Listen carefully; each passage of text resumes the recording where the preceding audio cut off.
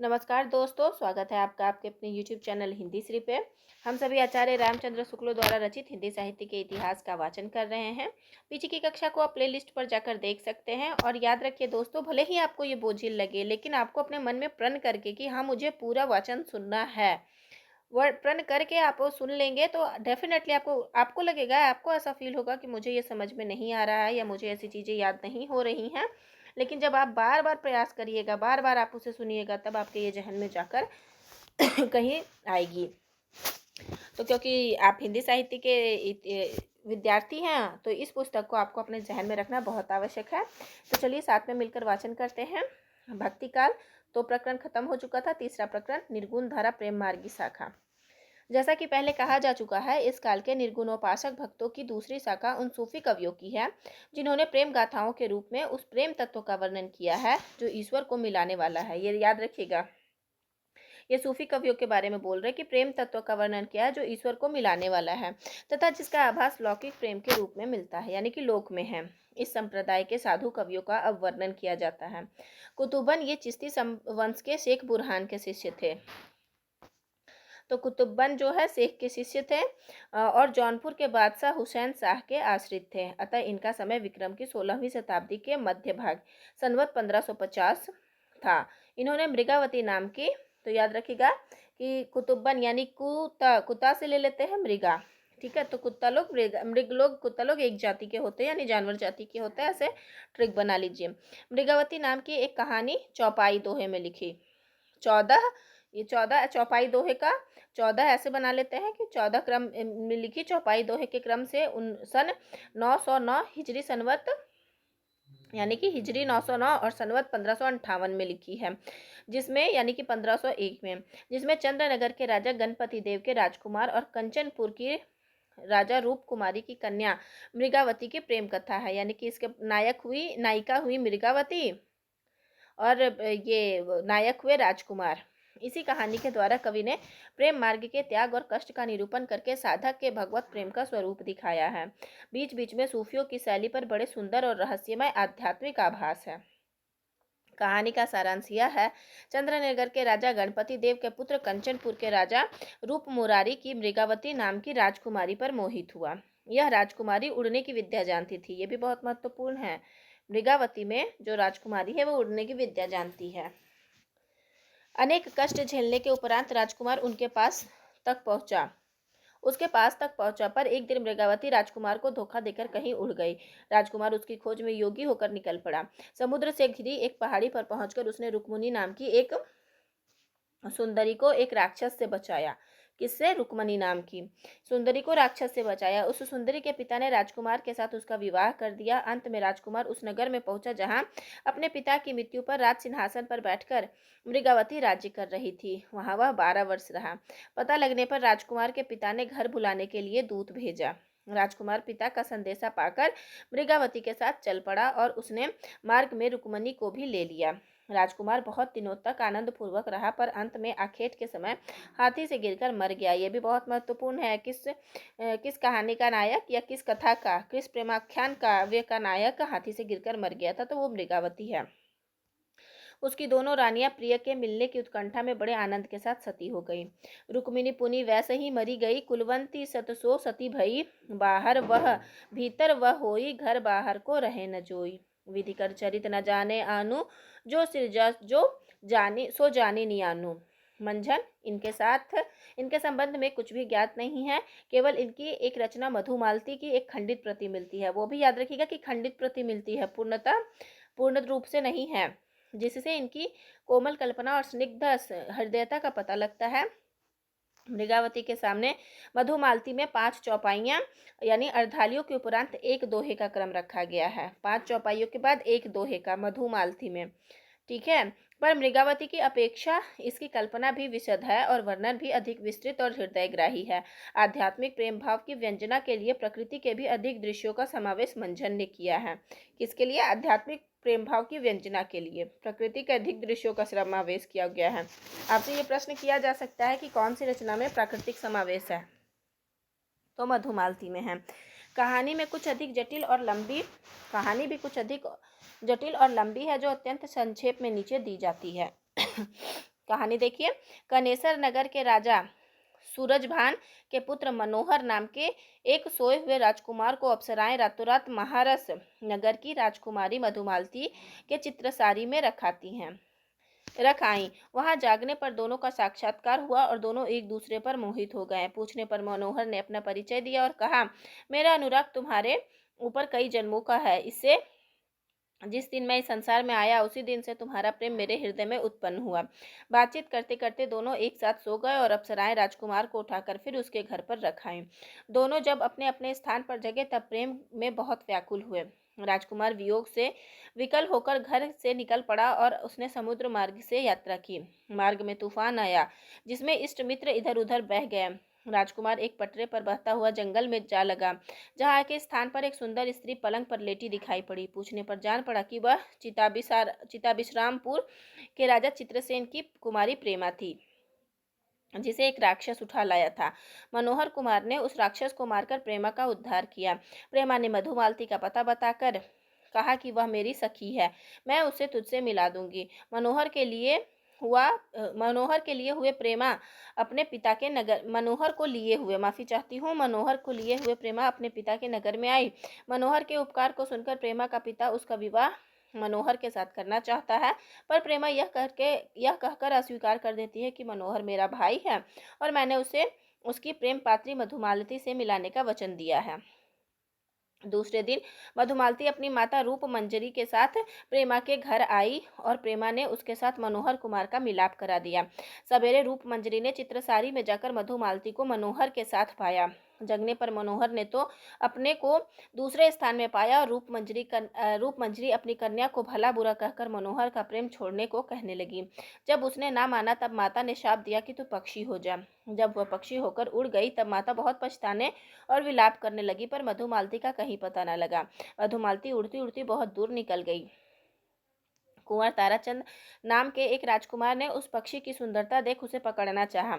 मधुमालती को ताराचंद का रूप मनोहर से कुछ मिलता जुलता दिखाई दिया। किसका? ताराचंद का रूप मनोहर से मिलता जुलता दिखाई दिया। इससे वह कुछ रुक गई और पकड़ ली गई। ताराचंद ने उसे एक सोने के पिंजरे में रख दिया।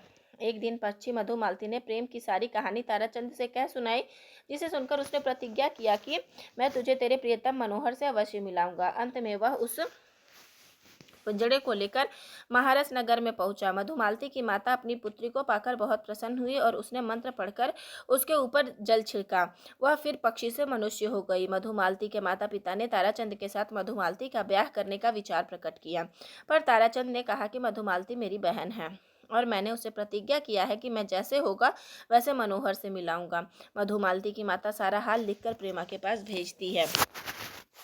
मधुमालती भी उसे अपने चित्त की दशा लिखती है। वह दोनों पत्रों को लिए हुए दुख कर रही थी कि इतने में उसकी एक सखी आकर संवाद देती है कि राजकुमार मनोहर योगी के वेश में आ पहुंचा है। मधुमालती का पिता अपनी रानी सहित दल बल के साथ राजा चित्रसेन यानी प्रेमा के पिता के नगर में जाता है और वहां मधुमालती और मनोहर का विवाह हो जाता है।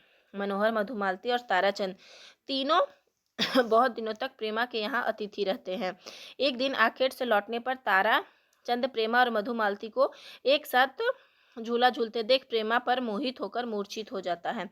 मधुमालती और उसकी सखियां उपचार में लग जाती हैं। इसके आगे के प्रति जो है वो खंडित है, पर कथा के झुकाव से अनुमान होता है कि प्रेमा और ताराचंद का भी विवाह हो गया होगा। कवि ने नायक और नायिका के अतिरिक्त उपनायक और उपनायिका की भी योजना करके कथा को तो विस्तृत किया ही है, साथ ही प्रेमा और ताराचंद के चरित्र द्वारा सच्ची सहानुभूति, अपूर्व संयम और निस्वार्थ भाव का चित्र दिखाया है।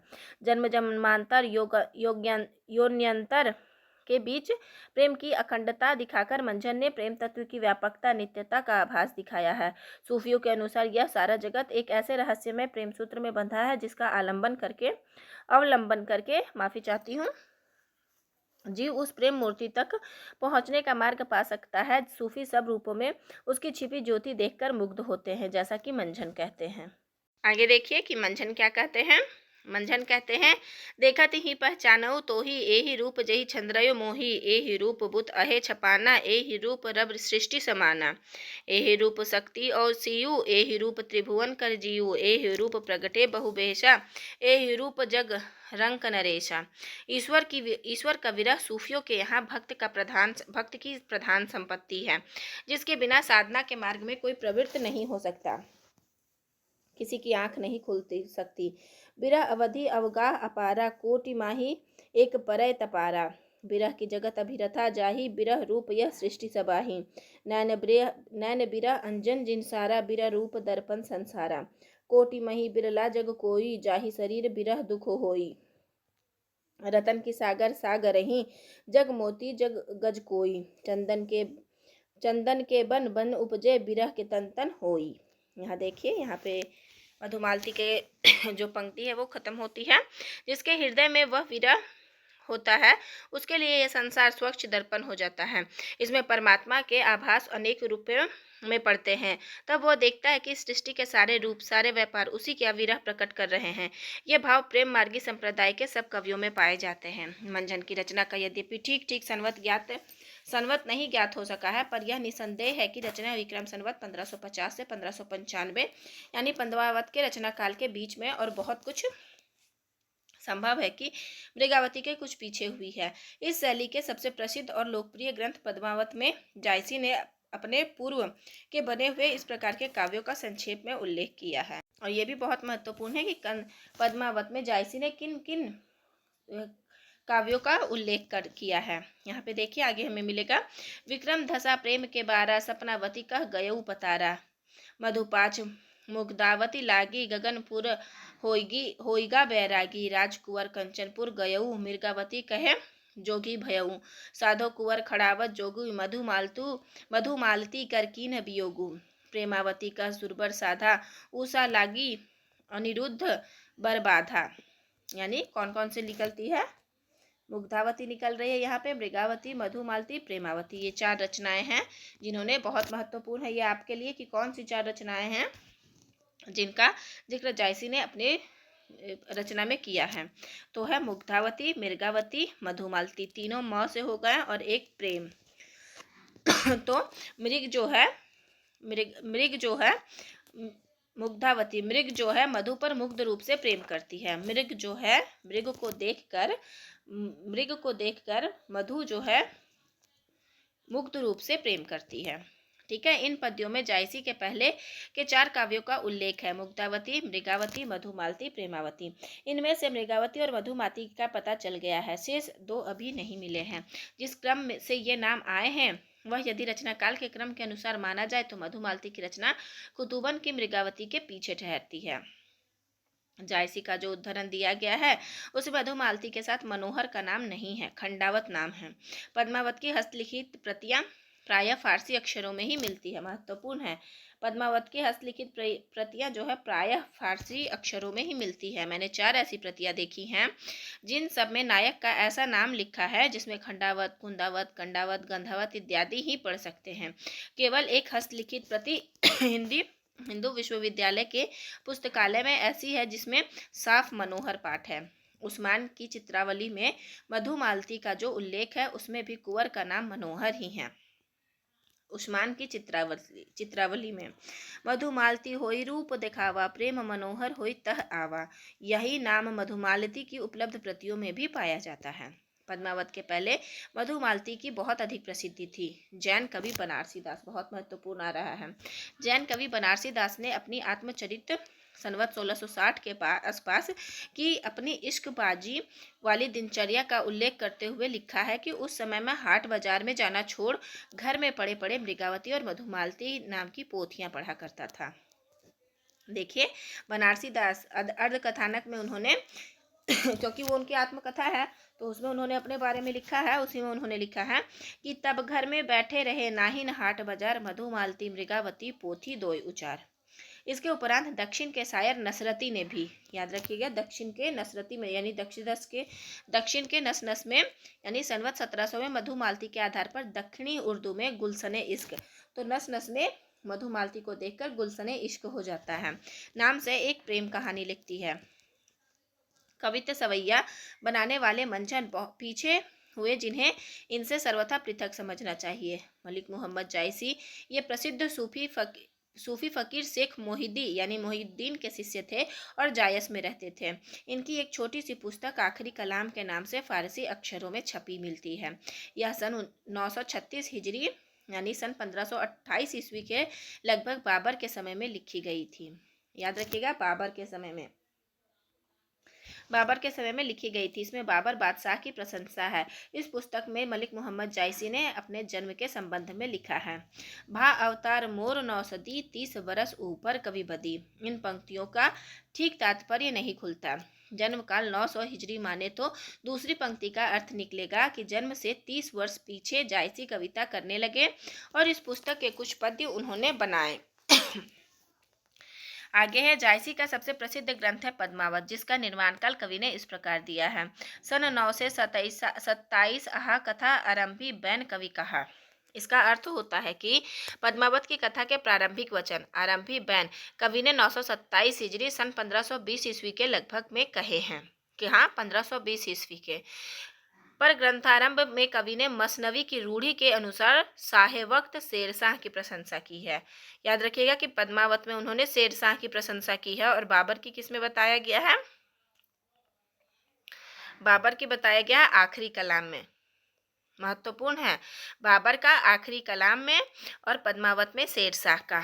अभी आप पढ़ के जाएंगे, यदि आप ट्रिक के साथ नहीं पढ़ के जाएंगे तो आप डेफिनेटली एग्जाम में कंफ्यूज हो जाओगे। तो याद रखिएगा, बार बार कलम को हम बार बार उठाते हैं और बार बार उसका इस्तेमाल करते हैं, तो इसलिए वहाँ बाबर की बादशाह की प्रशंसा है और पद्मावत में शेरशाह का। देखिए पंक्ति भी है, शेर शाही दिल्ही सुल्तानु चरियु खंड तपे जस भानु ओही छाज छात औ पाटा सब राजे भुई धारा लीलाटा। शेरशाह के शासन का आरंभ 947 हिजरी अर्थात 1540 ईस्वी से हुआ था। इस दशा में यही संभव जान पड़ता है कि कवि ने कुछ थोड़े से पद्य तो सन 1520 ईस्वी में ही बनाए थे, पर ग्रंथ को 19 या 20 वर्ष पीछे शेरशाह के समय पूरा किया गया था। पद्मावत का एक बंगला अनुवाद अराकन राज्य के वजीर मगन ठाकुर ने, कौन से में बंगला अनुवाद किया गया है, वजीर मगन ठाकुर ने सन 1650 ईस्वी के आसपास आलो उजाला नामक एक कवि से कराया था। उसमें भी 927 ही पाठ माना गया है। 927 यानी हिजरी का यहाँ दिया हुआ है, माना गया है। शेख मोहम्मद जती जखन रचिल ग्रंथ संख्या सप्तविंश नवशत। पद्मावत की हस्तलिखित प्रतियां अधिकतर फारसी अक्षरों में मिली है, जिसमें 27 और 47 प्रायः एक ही तरह लिखे जाएंगे। इससे कुछ लोगों का यह अनुमान भी है कि 47 को लोगों ने भूल से 27 पढ़ लिया है। जायसी अपने समय के सिद्ध फकीरों में गिने जाते थे। अमेठी के राजघराने में इनका बहुत मान था। जीवन के अंतिम दिनों में जायसी अमेठी से 2 मील दूर एक जंगल में रहा करते थे। वहीं इनकी मृत्यु हुई। काजी नसीरुद्दीन हुसैन जायसी ने, जिन्हें अवध के नवाब सिराजुद्दौला से सनद मिली थी, अपनी याददाश्त में जायसी का मृत्युकाल 4 रजब 949 हिजरी लिखा है। यह काल कहाँ तक ठीक है नहीं कहा जा सकता। ये काने और देखने में कुरूप थे। कहते हैं शेरशाह इनके रूप को देखकर हंसा था। इस पर यह बोले, मोहिका हसेसी की कोह रही। इसमें इनके समय में ही इनके शिष्य फकीर इनके बनाए भावपूर्ण दोहे चौपाइयाँ गाते फिरते थे। इन्होंने 3 पुस्तकें लिखी, एक तो प्रसिद्ध पद्मावत, दूसरी अखरावत, तीसरी आखिरी कलाम। अखरावत में वर्णमाला के बहुत महत्वपूर्ण है। अखरावत में वर्णमाला के एक एक अक्षर को लेकर सिद्धांत संबंधी तत्वों से भरी चौपाइयाँ कही गई है। इस छोटी सी पुस्तक में ईश्वर सृष्टि, ईश्वर प्रेम आदि विषयों पर विचार प्रकट किया गया है। आखिरी कलाम में कयामत का वर्णन है। आखिरी कलाम में याद रखिएगा, कलम अगर हम लोग उठा लेते हैं तो वहाँ कयामत भी आ सकता है। कयामत का वर्णन है। जायसी की अक्षय कृति का आधार है पद्मावत, जिसके पढ़ने से यह प्रकट हो जाता है कि जायसी का हृदय कैसा कोमल और प्रेम की पीर से भरा हुआ है। याद रखिएगा, हृदय प्रेम की पीर से भरा हुआ है। क्या लोक पक्ष में क्या अध्यात्म पक्ष में, दोनों ओर उसकी गूढ़ता, गंभीरता और सरसता विलक्षण दिखाई देती है। कबीर ने अपनी झाड़ फटकार के द्वारा हिंदुओं और मुसलमानों के कट्टरपन को दूर करने का जो प्रयास किया, वह अधिकतर चिढ़ाने वाला सिद्ध हुआ। हृदय को स्पर्श करने वाला नहीं। मनुष्य मनुष्य के बीच जो रागात्मक संबंध है वह उसके द्वारा व्यक्त न हुआ। अपने नित्य के जीवन में जिस हृदय साम्य का अनुभव मनुष्य कभी कभी किया करता है, उसकी अभिव्यंजना उससे ना हुई। कुतुबन, जायसी आदि इन प्रेम कहानी के कवियों ने प्रेम का शुद्ध मार्ग दिखाते हुए उन सामान्य जीवन दशाओं को सामने रखा जिनका मनुष्य मात्र के हृदय पर एक सा प्रभाव दिखाई पड़ता है। हिंदू हृदय और मुसलमान हृदय आमने सामने करके अजनबीपन मिटाने वालों में इन्हीं का नाम लेना पड़ेगा। इन्होंने मुसलमान होकर हिंदुओं की कहानियां हिंदुओं की ही बोली में पूरी सहृदयता से कहकर उनके जीवन की मर्मस्पर्शी अवस्थाओं के साथ अपने उदार हृदय का पूर्ण सामंजस्य दिखा दिया। कबीर ने केवल भिन्न प्रतीत होती हुई परोक्ष सत्ता की एकता का आभास दिया था। प्रत्यक्ष जीवन की एकता का दृश्य सामने रखने की आवश्यकता बनी थी, यह जायसी द्वारा पूरी हुई। पद्मावत में प्रेम गाथा की परंपरा जो है पूर्ण प्रौढ़ता को प्राप्त मिलती है। यह उस परंपरा में सबसे अधिक प्रसिद्ध ग्रंथ है। इसकी कहानी में भी विशेषता है, इसमें इतिहास का और कल्पना का योग है। चित्तौड़ की महारानी पद्मिनी या पद्मावती का इतिहास हिंदू हृदय में के मर्म को स्पर्श करने वाला है। जायसी ने यद्यपि इतिहास प्रसिद्ध नायक और नायिका ली है, पर उन्होंने अपनी कहानी का रूप वही रखा है जो कल्पना के उत्कर्ष द्वारा साधारण जनता के हृदय में प्रतिष्ठित था। इस रूप में इस कहानी का पूर्वार्ध तो बिल्कुल कल्पित है। बहुत महत्वपूर्ण है कि पूर्वार्ध कल्पित है, उत्तरार्ध ऐतिहासिक। तो याद रखिएगा कि पक जाते हैं, पूर्वार्ध यानी पक जाते हैं। पद्मावत को पढ़ते पढ़ते हम लोग पक जाते हैं, यानी पूर्वार्ध कल्पित है, तो आपका ऑटोमेटिक उत्तरार्ध ऐतिहासिक निकल जाएगा। तो आधार पर है। पद्मावती का कथा संक्षेप में इस प्रकार है। सिंघल द्वीप के राजा गंधर्व सेन की कन्या पद्मावती रूप और गुण में जगत के में अद्वितीय थी। उसके योग्य वर कहीं न मिलता था। उसके पास हीरामन नाम का एक सुआ था जिसका वर्ण सोने के समान था और जो पूरा वाचाल और पंडित था। एक दिन वह पद्मावती से उसके वर न मिलने के विषय में कुछ कर रहा था, मतलब बोल रहा था कि राजा ने सुन लिया और बहुत कोप किया। सुआ राजा के डर से एक दिन उड़ गया और पद्मावती ने सुनकर बहुत विलाप किया। सुआ वन में उड़ता उड़ता एक बहेलिया के हाथ में पड़ गया, जिसने बाजार में लाकर उसे चित्तौड़ के एक ब्राह्मण के हाथ बेच दिया। उस ब्राह्मण को 1 लाख देकर चित्तौड़ के राजा रतन सेन ने उसे ले लिया। धीरे धीरे रतन सेन उसे बहुत चाहने लगा। एक दिन जब राजा शिकार को गया तब उसकी रानी नागमती ने, जिसे अपने रूप का बड़ा गर्व था, आकर सुए से पूछा कि संसार में मेरे समान सुंदरी भी कहीं है। इस पर सुआ हंसा और उसने सिंघल की पद्मिनी का वर्णन करके कहा कि उसमें तुम में दिन और अंधेरी रात का अंतर है। ये भी महत्वपूर्ण है, दिन और अंधेरी रात का अंतर है। रानी ने इस भय से कि कहीं यह सुआ राजा से भी पद्मिनी के रूप की प्रशंसा न करे, उसे मारने की आज्ञा दे दी। पर चेरी ने उसे राजा के भय से, यानी चेरी का नाम याद रखना है, चेरी ने उसे राजा के भय से मारा नहीं, अपने घर छिपा रखा। लौटने पर जब सुए के बिना राजा रतनसेन बहुत व्याकुल और क्रुद्ध हुआ तब सुआ लाया गया और उसने सारी व्यथा कह सुनाई। पद्मिनी का रूप वर्णन सुनकर राजा मूर्छित हो गया और अंत में वियोग से व्याकुल होकर उसकी खोज में घर से जोगी होकर निकल पड़ा। उसके आगे आगे राह दिखाने वाला वही हीरामन सुआ था और साथ में 16,000 कुंवर जोगियों के वेश में थे। कलिंग से जोगियों का यह दल बहुत से जहाज़ों में सवार होकर सिंघल की ओर चला और अनेक कष्ट झेलने के उपरांत सिंघल पहुंचा।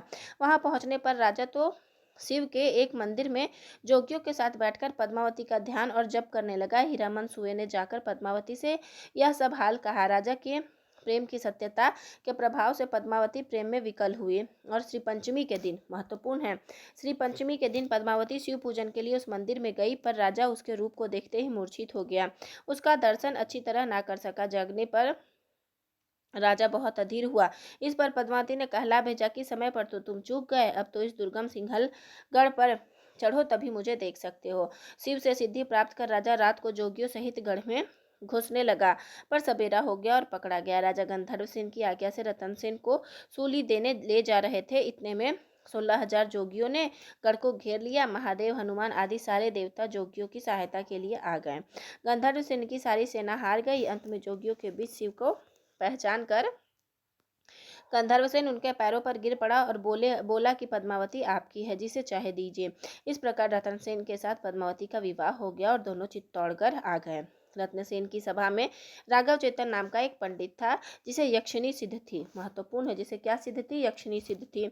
और पंडितों को नीचा दिखाने के लिए उसने एक दिन प्रतिपदा को द्वितीया कहकर यक्षिणी के बल से चंद्रमा दिखा दिया। जब राजा को यह कार्रवाई मालूम हुई तब उसने राघव चेतन को देश से निकाल दिया। राघव राजा से बदला लेने और भारी पुरस्कार की आशा से दिल्ली के बादशाह अलाउद्दीन के दरबार में पहुंचा और उसने दान में पाए हुए पद्मावती के कंगन को दिखाकर उसके रूप को संसार के ऊपर बताया। अलाउद्दीन ने पद्मिनी को भेज देने के लिए राजा रत्नसेन को पत्र भेजा, जिसे पढ़कर राजा अत्यंत क्रुद्ध हुआ और लड़ाई की तैयारी करने लगा। कई वर्ष तक अलाउद्दीन चित्तौड़ घेरे रहा पर उसे तोड़ ना सका। अंत में उसने छल पूर्वक संधि का प्रस्ताव भेजा। राजा ने उसे स्वीकार करके बादशाह की दावत की। राजा के साथ शतरंज खेलते समय अलाउद्दीन ने पद्मिनी के रूप की एक झलक सामने रखे हुए एक दर्पण में पाई, जिसे देखते ही वह मूर्छित होकर गिर पड़ा। प्रस्थान के दिन जब राजा बादशाह को पारी फाटक तक पहुंचाने गया तब अलाउद्दीन के छिपे हुए सैनिकों द्वारा पकड़ लिया गया और दिल्ली पहुंचाया गया। पद्मिनी को जब यह संचार मिला तब वह बहुत व्याकुल हुई, पर तुरंत एक वीर छत्रानी के समान अपने पति के उद्धार का उपाय सोचने लगी। गोरा बादल नामक 2 वीर क्षत्रिय सरदार 700 पालकियों में, गोरा बादल महत्वपूर्ण है, और 700 पालकियों में सशस्त्र सैनिक छिपाकर दिल्ली पहुंचे और बादशाह के पास यह संवाद भेजा कि पद्मिनी अपने पति से थोड़ी देर मिलकर तब आपके हरम में जाएगी। आज्ञा मिलते ही एक ढकी पालकी राजा की कोठरी के पास रख दी गई। उसमें से एक लोहार ने निकलकर राजा की बेड़ियां काट दी। रत्नसेन पहले से ही तैयार एक घोड़े पर सवार होकर निकल आए। शाही सेना पीछे आते देखकर वृद्ध गोरा तो कुछ सिपाहियों को साथ उस सेना को रोकता रहा। याद रखिएगा, गोरा जो है सिपाही रोका और बादल रत्नसेन को लेकर चित्तौड़ पहुंचा। तो बादल के साथ रत्नसेन चित्तौड़ पहुंचा और गोरा जो था वो वृद्ध था, वो सैनिक रोक रहा था। चित्तौड़ आने पर पद्मिनी ने रत्नसेन से कुंभल नेर के राजा देवपाल द्वारा दूती भेजने की बात कही, जिसे सुनते ही राजा रत्नसेन ने कुंभल नेर को जा घेरा और लड़ाई में देवपाल और रत्नसेन दोनों मारे गए। रत्नसेन का शव चित्तौड़ लाया गया। उनकी दोनों रानियां नागमती और पद्मावती हंसते हंसते पति के शव के साथ चिता में बैठ गई। पीछे जब सेना सहित अलाउद्दीन चित्तौड़ पहुंचा तब वहां राख के ढेर के सिवा कुछ न मिला। जैसा कि कहा जा चुका है, प्रेम गाथा की परंपरा में पद्मावत सबसे प्रौढ़ और सरस है, महत्वपूर्ण है। प्रेम गाथा की परंपरा में पद्मावत सबसे प्रौढ़ है और सरस भी है। प्रेम मार्गी सूफी कवियों की और कथाओं में से इस कथा में यह विशेषता है कि इसके ब्योरों से भी साधना के मार्ग, उसकी कठिनाइयों और सिद्धि के स्वरूप आदि की जगह जगह व्यंजना होती है। जैसा कि कवि ने स्वयं ग्रंथ की समाप्ति कर पर कहा है, तन चितौर मन राजा कीन्हा, हिय सिंघल बुद्धि पद्मिनी दीन चीन्हा, गुरु सुवा जई पंथ दिखावा, बिनु गुरु जगत को निर्गुण पावा। नागमती, यह दुनिया धांधा, बाचा सोई न एही चित बंधा, राघव दूत सोई शैतानु, माया अलाउद्दीन सुल्तानु। यद्यपि पद्मावत की रचना संस्कृत प्रबंध काव्यों के सर्गबद्ध पद्धति पर नहीं है, फारसी की मसनवी शैली पर है, पर श्रृंगार, वीर आदि के वर्णन चली आती हुई भारतीय काव्य परंपरा के अनुसार ही है। इसका पूर्वार्ध तो एकांत प्रेम मार्ग का ही आभास देता है, पर उत्तरार्ध में लोकपक्ष का भी विधान है। पद्मिनी के रूप का जो वर्णन जायसी ने किया है वह पाठक को सौंदर्य की लोकोत्तर भावना में मग्न करने वाला है। अनेक प्रकार के अलंकारों की योजना उसमें पाई जाती है। कुछ पद देखिए।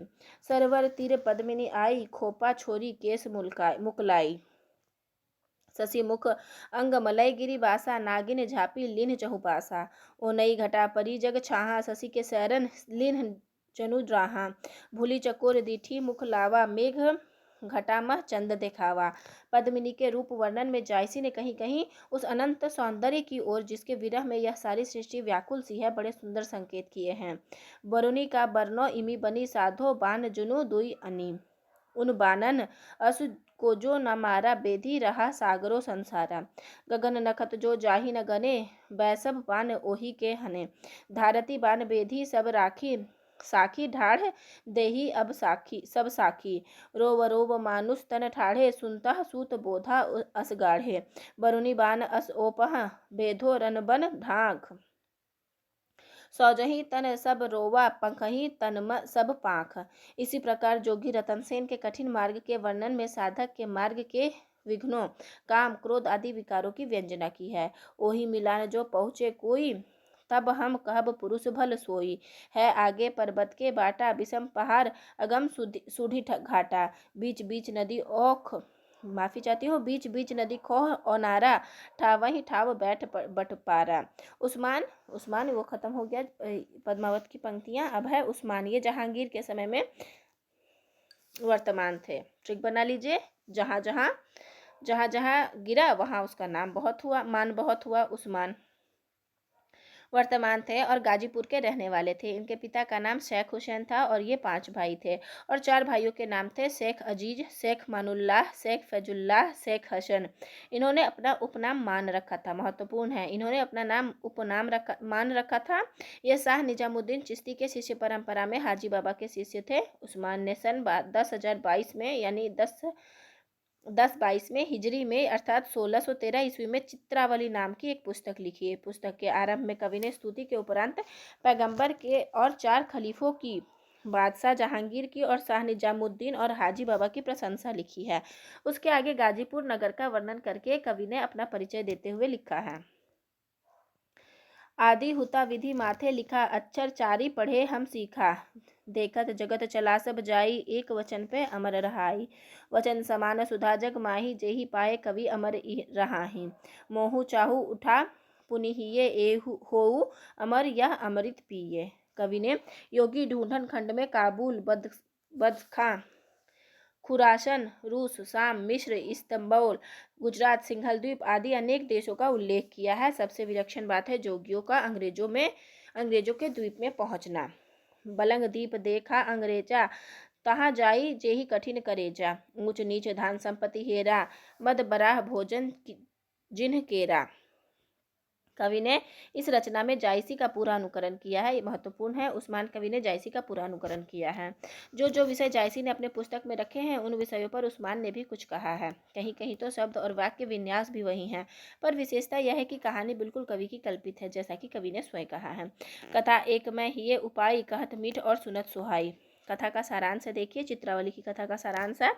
नेपाल के राजा धरणीधर पंवार ने पुत्र के लिए कठिन व्रत पालन करके शिव पार्वती के प्रसाद से सुजान नामक पुत्र का प्राप्त किया था। याद रखिएगा, चित्रावली में है सुजान नामक नायक पुत्र प्राप्त किया। सुजान कुमार एक दिन शिकार के में मार्ग भूल देव यानी प्रेत की मढ़ी में जा सोया।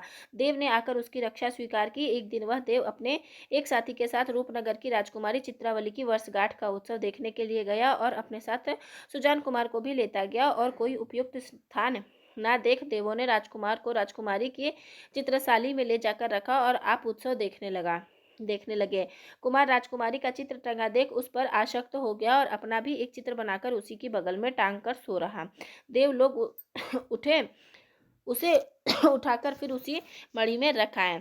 जागने पर कुमार को चित्रावली घटना स्वप्न सी मालूम हुई, पर हाथ में रंग लगा देखकर उसके मन में घटना के सत्य होने का निश्चय हुआ और वह चित्रावली के प्रेम में विकल हो गया। इसी बीच में उसके पिता के आदमी आकर उसको राजधानी में ले गए, पर वहां वह अत्यंत खिन्न और व्याकुल रहता। अंत में उसने सहपाठी सुबुद्धि नामक एक ब्राह्मण, पाठी सुबुद्धि, सहपाठी कौन है? सुबुद्धि नामक एक ब्राह्मण के साथ वह फिर उसी मढ़ी में आ गया। वहां बड़ा भारी अन्न सत्र खोल दिया। राजकुमारी चित्रावली भी उसका चित्र देख प्रेम में विह्वल हुई और उसने अपने नपुंसक भृत्यों को जोगियों के वेश में राजकुमार का पता लगाने के लिए भेजा। इधर एक कुटीचर ने कुमारी की माँ हीरा से चुगली की और कुमार का वह चित्र धो डाला गया। कुमारी ने जब यह सुना तो उसने उस कुटीचर का सिर मुड़वाकर उसे निकाल दिया। कुमारी के भेजे हुए जोगियों में से एक सुजान कुमार के उस अन्न सत्रा तक पहुंचा और राजकुमार को अपने साथ रूपनगर ले आया।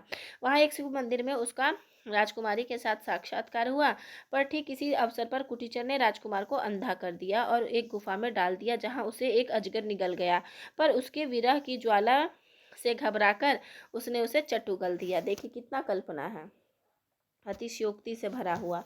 वहीं पर एक वन मानुस ने उसे एक अंजन दिया और जिससे उसकी दृष्टि फिर ज्यों की त्यों हो गई। वह जंगल में घूम रहा था, उसे एक हाथी ने पकड़ा, पर उस हाथी को एक परिछात ले उड़ा और उसने घबराकर कुमार को समुद्र तट पर गिरा दिया। वहां से घूमता फिरता वह सागरगढ़ नामक नगर में पहुंचा और राजकुमारी कमलावती की फुलवारी में विश्राम करने लगा। राजकुमारी सब सखियों के साथ वहां आई, तब उसे देखकर मोहित हो गई और उसने उसे अपने यहाँ भोजन के लिए बुलवाया। भोजन में अपना हार रखवाकर कुमारी ने चोरी के अपराध में उसे कैद कर लिया। इसी बीच सोहिल नामक का कोई राजा कमलावती की रूप प्रशंसन उसे प्राप्त करने के लिए चढ़ाया। सुजान कुमार ने उसे मार भगाया। अंत में सुजान कुमार ने कमलावती से चित्रावली के न मिलने तक समागम न करने की प्रतिज्ञा करके विवाह कर लिया। कमलावती को लेकर कुमार गिरनार की यात्रा के लिए गया। इधर चित्रावली के भेजे एक जोगी दूत ने गिरनार में उसे पहचाना और चित्रावली को जाकर संवाद दिया। चित्रावली का पत्र लेकर वह दूत फिर लौटा और सागरगढ़ में धुई लगाकर बैठा। कुमार सुजान उस जोगी की सिद्धि सुन उसके पास आया और उसे जानकर उसके साथ रूपनगर गया। इसी बीच वहां पर सागरगढ़ के एक कथक ने चित्रावली के पिता की सभा में जाकर सोहिल राजा के युद्ध के गीत सुनाए, जिन्हें सुन राजा को चित्रावली के विवाह की चिंता हुई। राजा ने 4 चित्रकारों को भिन्न भिन्न देशों के राजकुमारों के चित्र लाने को भेजा। इधर चित्रावली का भेजा हुआ वह जोगी दूत सुजान कुमार को एक जगह बैठाकर उसके आने का समाचार कुमारी को देने आ रहा था। एक दासी ने वह समाचार द्वेषवश रानी से कह दिया और वह दूत मार्ग में ही कैद कर लिया गया। दूत के ना लौटने पर सुजान कुमार बहुत व्याकुल हुआ और चित्रावली का नाम ले लेकर पुकारने लगा। राजा ने उसे मारने के लिए मतवाला हाथी छोड़ा, पर उसने उसे मार डाला, यानी कि राजकुमार ने हाथी को मार डाला। इस पर राजा उस पर चढ़ाई करने जा रहा था कि इतने में भेजे हुए 4 चित्रकारों में से एक चित्रकार सागरगढ़ से सोहिल के मारने वाले राजकुमार का चित्र लेकर आ पहुंचा। राजा ने जब देखा कि चित्रावली का प्रेमी वही सुजान कुमार है, तब उसने अपनी कन्या चित्रावली के साथ उसका विवाह कर दिया। कुछ दिनों में सागरगढ़ की कमलावती ने विरह से व्याकुल होकर सुजान कुमार के पास हंस मिश्र को दूध बनाकर भेजा। महत्वपूर्ण है हंस मिश्र, जिसमें भ्रमर की अन्योक्ति द्वारा कुमार को कमलावती के प्रेम का स्मरण कराया। इस पर सुजान कुमार ने चित्रावली को लेकर स्वदेश की ओर प्रस्थान किया और मार्ग में कमलावती को भी साथ ले लिया। मार्ग में कवि ने समुद्र के तूफान का वर्णन किया है। अंत में राजकुमार अपने घर नेपाल पहुंचा। उसने वहां दोनों रानियों के सहित बहुत दिनों तक राज्य किया। जैसा कि कहा जा चुका है कि उस्मान ने जायसी का पूरा अनुकरण किया है। जायसी के पहले के कवियों ने 5-5 चौपाइयों यानी अर्धालियों के पीछे दोहा रखा है, पर जायसी ने 7 चौपाइयों का क्रम रखा है। यही क्रम उस्मान ने भी रखा है। कहने की आवश्यकता नहीं कि इस कहानी की रचना भी बहुत कुछ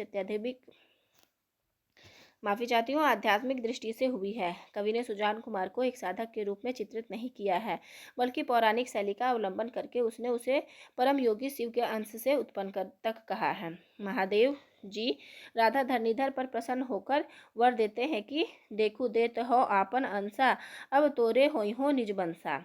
कमलावती और चित्रावली अविद्या और विद्या के रूप में कल्पित जान पड़ती हैं। सुजान का अर्थ ज्ञानवान है। साधन काल में अविद्या को बिना दूर रखे विद्या यानी सत्य ज्ञान की प्राप्ति नहीं हो सकती। इसी से सुजान ने चित्रावली के प्राप्त न होने तक माफी चाहती हूँ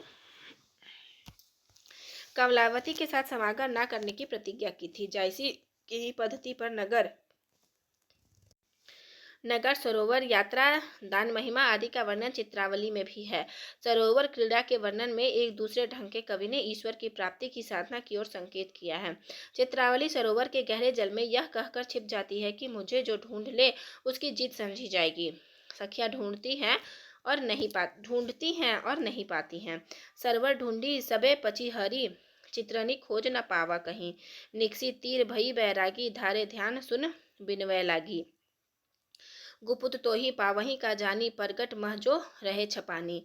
चतुरारन पढ़ी चारों वेदू, रहा खोजी पे पाव न भेदू। हम अंधी जही आप न सूझा, भेद तुम्हार कहाँ लो बूझा। कौन सो ठाऊं जहाँ तुम नाही, हम चक ज्योति ना देखही काहीं। पावे खोज तुम्हार सो जेही दिखरावहु पंथ, कहाँ होई जोगी भय और बहु पढ़े ग्रंथ। विरह वर्णन के अंतर्गत षड ऋतु का वर्णन सरस और मनोहर है। देखिए षड ऋतु वर्णन का वर्णन जो है वो इस प्रकार है। ऋतु बसंत नौतन बन फूला, जह जह भौर कुसुम रग भूला। अही कहाँ सो भवर हमारा, जही बिनु बसंत उजारा। रात बरन पूनी जे देखी न जाई, मानहु दवा देहूं दिसिलाई। रतिपति दुरद ऋतुपति बलि, कानन देह आई दलमली। शेख नवी महत्वपूर्ण है। उस्मान का वहीं जिक्र खत्म हो जाता है। अब आते हैं शेख नवी। शेख नवी ये जौनपुर जिले में दौसपुर के पास मऊ नामक स्थान पे के रहने वाले थे और संवत 1676 में जहांगीर के समय में वर्तमान थे। तो शेख नवी और उस्मान दोनों जहांगीर के समय में वर्तमान थे। इन्होंने ज्ञानदीप नामक एक आख्यान काव्य लिखा है, ज्ञान का दीप शेख नबी, जिसमें राजा ज्ञानदीप और रानी देवजानी की कथा है। यही प्रेम मार्गी सूफी कवियों की प्रचुरता की समाप्ति समझनी चाहिए। पर जैसा कहा जा चुका है, काव्य क्षेत्र में जब कोई परंपरा चल पड़ती है तब उसके प्राचुर्य काल के पीछे भी कुछ दिनों तक समय समय पर उस शैली की रचनाएं थोड़ी बहुत होती रहती है, पर उनके अंतर बीच कालांतर भी अधिक रहता है, जनता पर उसका प्रभाव भी वैसा नहीं रह जाता। अतः शेख नबी भी प्रेम गाथा परंपरा समाप्त समझना चाहिए। ज्ञानदीप के उपरांत सूफियों की पद्धति पर जो कहानियां लिखी गई उनका संक्षिप्त उल्लेख नीचे किया जाता है। कासिम शाह ये दरियाबाद बाराबंकी के रहने वाले थे और सन 1788 में के लगभग वर्तमान थे। इन्होंने हंस जवाहिर यानी कस कस के शाह हंस जवाहिर लिखता है, कासिम शाह हंस जवाहिर, ऐसे सीधे भी याद कर सकते हैं।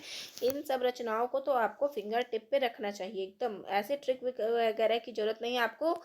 जैसे आप याद करिए, आपको ये याद, जैसे ही आपका कासिम शाह का नाम आता है आपको हंस जवाहिर नाम याद रहना चाहिए। नाम की कहानी लिखी जिसमें राजा हंस और जवाहिर रानी जवाहिर की कथा है, फारसी अक्षरों में छपी है, महत्वपूर्ण है। नामी प्रेस लखनऊ, इस पुस्तक की एक प्रति हमारे पास है। उसमें कवि ने शाह वक्त का इस प्रकार उल्लेख करके, मोहम्मद शाह दिल्लू सुल्तानू का मन गुण ओही केर बखानू, छाजे पाट छत्रा सिर ताजू, ना वही शीस जगत के राजू, रूपवंत दर्शन मुह राता, भागवंत ओही कीन विधाता, दरबन दरबवंत धर्म मह पूरा, ज्ञानवत खड़ग मह सूरा। अपना परिचय इन शब्दों में दिया है। दरिया बात माझ मम ठाऊ, अमान उला पिता करनाऊ, महत्वपूर्ण पंक्ति है और ये एग्जाम में आई हुई पंक्ति है। अमन उला पिता कर नाऊ, तहवा मोही जन्म विधि दीन्हा, कासिम नाव जाति कर हीना, तेहु बुच विधि कीन है कमीना, ऊंच सभा बैठे चित दीना, ऊंच संग ऊंच मन भावा, तब भा ऊंच ज्ञान बुद्धि पावा, ऊंचा पंथ प्रेम का होई, तहि मह ऊंच भये सब कोई। कथा का सार कवि ने यह दिया है। कथा जो एक गुपुत मह रहा, सो परगट उधारी मैं कहा, हंस जवाहिर विधि अवतारा, निर्मल रूप सो दई सवारा, बलख नगर बुरहान सुल्तानु, तेहि घर हंस भये जस भानु, आलम शाह चिन पति भारी, तेहि घर जन्मी जवाहिर बारी, तेहि कारण वह भयउ वियोगी, गयउ सो छाड़ी देश होई जोगी, अंत जवाहिर हंस घर आनी, सो जग मह यह गयउ बखानी, सो सुनी ज्ञान कथा में कीन्हा, लिखेऊं सो प्रेम रहे जग चीन्हा। इनकी रचना बहुत निम्न कोटि की है। इन्होंने जगह जगह जायसी की पदावली तक ली है पर प्रौढ़ता नहीं है। किसने? कासिम शाह ने। कासिम शाह ने जायसी की पदावली तक ले ली है लेकिन उसमें प्रौढ़ता नहीं दिखाई है। और यहाँ उस्मान भी थे जिन्होंने जायसी का अनुकरण किया लेकिन उन्होंने अपनी कल्पना भरी है। नूर मोहम्मद ये दिल्ली के बादशाह मोहम्मद शाह के समय में थे और सबरहद नामक स्थान में रहने वाले थे। ये जौनपुर आजमगढ़ की सरहद पर है।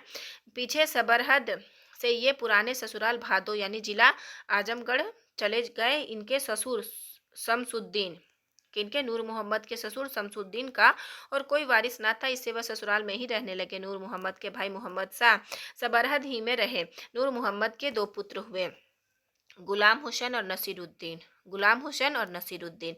नसीरुद्दीन की वंश परंपरा में शेख फिदा हुसैन अभी वर्तमान है जो सबरहद और कभी कभी भादों में भी रहा करते हैं। अवस्था इनकी 80 वर्ष की है। नूर मोहम्मद फारसी के अच्छे आलिम थे। इनका हिंदी काव्य भाषा का भी ज्ञान और सब सूफी कवियों से अधिक था। फारसी में इन्होंने एक दीवान के अतिरिक्त राजतुल हकायक इत्यादि बहुत सी किताबें लिखी थी जो असावधानी के कारण नष्ट हो गई। राजतुल हकायक, ठीक है, फारसी अक्षरों में इन्होंने लिखा था राजतुल हकायक, जो असावधानी के कारण नष्ट हो गई। इन्होंने 1157 हिजरी यानी 1801 में इंद्रावती नामक एक सुंदर आख्यान लिखा था। नूर मोहम्मद इंद्रावती, इंद्र जी के पास बहुत सारी नूर रहते हैं, ऐसा भी ट्रिक बना सकते हैं। सुंदर आख्यान काव्य लिखा जिसमें कलिंजर के राजकुमार और आगमपुर की राजकुमारी इंद्रावती की प्रेम कहानी है। कवि ने प्रथानुसार उस समय के शासक मोहम्मद शाह की प्रशंसा इस प्रकार की है। करो मोहम्मद शाह बखानू है, सूरज देल्ही सुल्तानू, धर्म पंथ जग बीच चलावा, निबर नब सबरे सो दुख पावा, बहुते सलातिन जग केरे, आई सहास बने हैं चेरे, सब काहू पर दाया धारई, धर्म सहित सुल्तानी करई, कवि ने अपनी कहानी की भूमिका इस प्रकार बांधी है। मन दृग सो इक रति राति मझारा सुई परा मोही सब संसारा देखऊं एक नीर फुलवारी देखऊं तहा पुरुष और नारी देव मुख शोभा बरनी न जाई चंद सूरज उतरे भू आई तभी एक देखऊं ठाऊं पूछेऊं तासो तिन्हकर नाऊ कहा अहे राजा और रानी इंद्रावती और कुंवर ज्ञानी आगमपुर इंद्रावती कुंवर कलिंजर रास प्रेम होते दोनों कन दीना अलख मिलाए। कवि ने जायसी के पहले की कवियों के अनुसार पांच पांच चौपाइयों के उपरांत दोहे का क्रम रखा है। इसी ग्रंथ को सूफी पद्धति का अंतिम ग्रंथ मानना चाहिए। महत्वपूर्ण है, सूफी पद्धति का अंतिम ग्रंथ है इंद्रावती है। इनका एक और ग्रंथ फारसी अक्षरों में मिला है जिसका नाम अनुराग बांसुरी है। यह पुस्तक कई दृष्टियों से विलक्षण है। पहली बात तो इसकी भाषा है जो सूफी रचनाओं से बहुत अधिक संस्कृत गर्भित है। दूसरी बात है हिंदी भाषा के प्रति मुसलमानों का भाव। इंद्रावती की रचना करने पर शायद नूर मोहम्मद को समय समय पर उस उपालंभ सुनने को मिलता था कि तुम मुसलमान होकर हिंदी भाषा में रचना करने क्यों गए। इसी से अनुराग बांसुरी के आरंभ में ही उन्होंने यह सफाई देने की जरूरत पड़ी। जानत है वह सिरजनहारा जो किछु है मन मरम हमारा हिंदू मग पर पाव न राख्यो काजो बहुते हिंदी भाख्यो मन इस्लाम मिरी कले मांजेऊ दीन जेवरी करकस भांजेऊ जह रसूल अल्लाह पियारा उम्मत को मुक्ता वन हारा तहाँ दूसरों कैसे भावे चच असुर सुर काज न आवे। इसका तात्पर्य यह है कि संवत 1800 तक आते आते मुसलमान हिंदी से किनारा खींचने लगे थे। हिंदी हिंदुओं के लिए छोड़कर अपने लिखने पढ़ने की भाषा वे विदेशी अर्थात फारसी ही रखना चाहते थे, जिसे उर्दू कहते हैं। उसका उस समय तक साहित्य में कोई स्थान न था। इसका स्पष्ट आभास नूर मोहम्मद के इस कथन से मिलता है। कामयाब कह कौन जगावा फिर हिंदी भाखे पर आवा छाड़ी फारसी कंद नवाते अरुझाना हिंदी रस बाते। अनुराग बांसुरी का रचनाकाल 1178 हिजरी अर्थात 1821 ईस्वी है। याद रखिएगा 1821 अनुराग बांसुरी।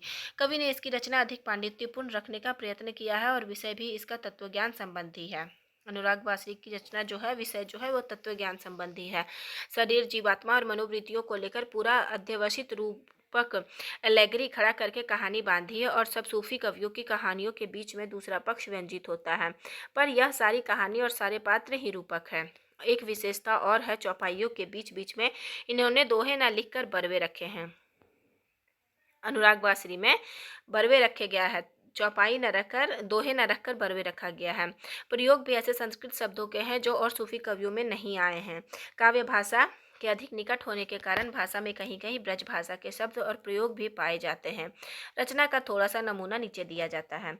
नगर एक मूर्तिपुर नाऊ राजा जीव रहे ते ही ठाऊ का बरनो वह नगर सुहावन सब मन भावन इहे शरीर सुहावन मूर्तिपुर इहे जीव राजा जीव जाहु न दूर तनुज एक राजा के रहा अंतःकरण नाम सब कहा सौम्यशील सुकुमार सयाना सो सावित्री स्वात समाना सरल सरनी जो सौ पग धारे नगर लोग सुधो पग परे वक्र पंथ जो राखे पाऊँ वहे अवध सब होई बटाऊं रहे संघाती ताके पत्तान ठाव एक संकल्प विकल्सो दूसर नाव बुद्धि चित दुई सखा सरेखे जगत बिच गुण अवगुण देखे अंतःकरण पासनित आवे दर्शन देखी महासुख पावे अहंकार तेहि तीसर सखा निरंतरा रहूं चारी के अंतर न सुख अंतरा अंतःकरण सदर एक रानी महामोहिनी नाम सयानी बरनी न पारो सुंदरताई सकल सुंदरी देखी लजाई सर्वमंगला देखी असीसे चाहे लोचन मध्य बैसे